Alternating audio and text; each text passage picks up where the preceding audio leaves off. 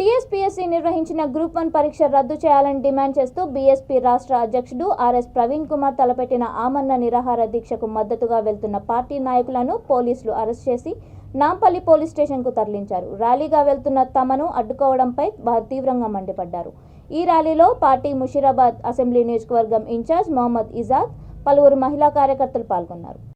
బహుజన ఆడపడుచులమంతా మద్దతు తెలపడానికి మేము వస్తుంటే మమ్మల్ని అరెస్ట్ చేసి మీకు భయం అయింది, చిత్తశుద్ధి ఉంటే రండి ఎదుర్కొందాం, సవాల్ ఇస్తున్నాం, మేము ఎక్కడ తక్కువ కాదని చెప్పి బహుజన్ సమాజ్ పార్టీ తరఫున మహిళలమంతా ఏకకంఠంగా మేము గొంతెత్తుతున్నాం. కేసీఆర్ ఖబర్దార్ బిడ్డ, నీ బిడ్డ తప్పు చేసింది. ఎంతో మంది మహిళల పుస్తకం తెంపిన ఘనత నీ బిడ్డకుంది. నీవు నీ బిడ్డను అరెస్ట్ చేయకుండా మా ఆత్మగౌరవంతో బతుకుతున్న మా బిడ్డలను మమ్మల్ని అరెస్ట్ చేసినావు. నీకు నిజంగా దమ్ముందా అని నేను అడుగుతున్నా. ఈ రోజు మరి ప్రవీణ్ కుమార్ సారు మరి మా తెలంగాణ రాష్ట్రం అంతా బిడ్డల కోసం ఆయన మరి సమన్వయంగా తను నిరాహార దీక్ష కూర్చుంటే నువ్వు ఎందుకు అరెస్ట్ చేసినావు? కేసీఆర్ దమ్ముందా నీకు? మా మీద రాని చెలగాటము, నీ ఆగడాలు ఇంకా సాగవు. నీకు చర్మగీతం వాడే రోజు దగ్గరలో ఉంది.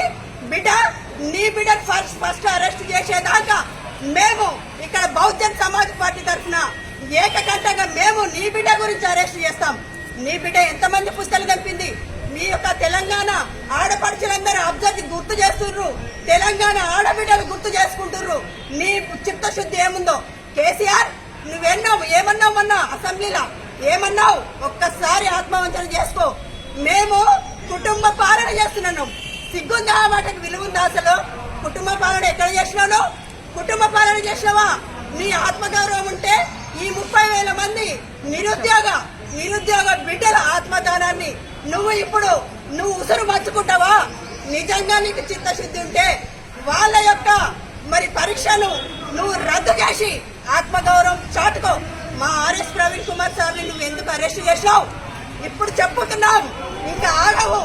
రోడ్ల మీదకి వస్తాం, మీ బతుకు చూస్తాం, నిన్ను ఎండగడతాం. ఖబర్దార్ కేసీఆర్, మేమంతా వస్తున్నాం, తరలి వస్తున్నాం, మేము ఆగము. మాకు సమాధానం చెప్పేదాకా మేము ఈ పోరాటం ఆపమని చెప్పి బహుజన్ సమాజ్ పార్టీ ఏకంగా